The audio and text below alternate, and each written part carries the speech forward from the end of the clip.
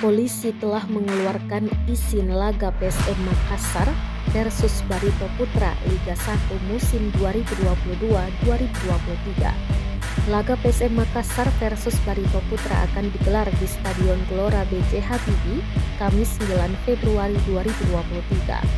Kapolres Parepare AKBP Andiko Wijaksono mengatakan laga PSM Makassar versus Barito Putra hanya bisa dihadiri 50% penonton dari kapasitas stadion, sehingga jumlah penonton yang bisa hadir di Stadion Gelora B.J. Habibie maksimal 4.000 orang.